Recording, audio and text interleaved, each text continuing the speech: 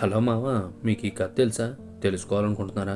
సరే, ఇక టాపిక్లోకి వెళ్తే దాదాపు 1000కి పైగా ప్రయోగాలు చేసి థామస్ ఆల్వా ఎడిసన్ బల్బు కనుగొన్నాడనే విషయం అందరికీ తెలిసిందే. ఒకరోజు తన ఆఫీస్ బాయ్ని పిలిచి బల్బు వెలుగుతుందో లేదో చూడమని చేతికి అందించాడు. ఆ ఆఫీస్ బాయ్ ఆ బల్బు పట్టుకోవడానికే భయపడ్డాడు. ఎలా పరిష్కరించగలడు? చేయి వణకడంతో బల్బు చేయి జారి కింద పడి పగిలిపోయింది. ఆఫీస్ బాయ్ చాలా భయపడ్డాడు, ఉద్యోగం పోతుందేమోనని. అంత గొప్ప ఆవిష్కరణ నేలపాలైనందుకు బెదిరిపోయాడు. 2 రోజుల తర్వాత ఆఫీస్ బాయ్ని పిలిచి మళ్ళీ ఇంకో బల్బును పరీక్షించి తెమ్మన్నాడు. ఎడిసన్ అసిస్టెంట్లు వాడు మళ్ళీ పడేస్తే కష్టమంతా వృధా అవుతుందని భయపడ్డారు. ఎడిసన్ అటువంటి బల్బు చేయడానికి నాకు 1 రోజు పడుతుంది. మళ్ళీ కింద పడేసిన 1 రోజు అటువంటి బల్బును తయారు చేయగలను. భయపడవద్దు.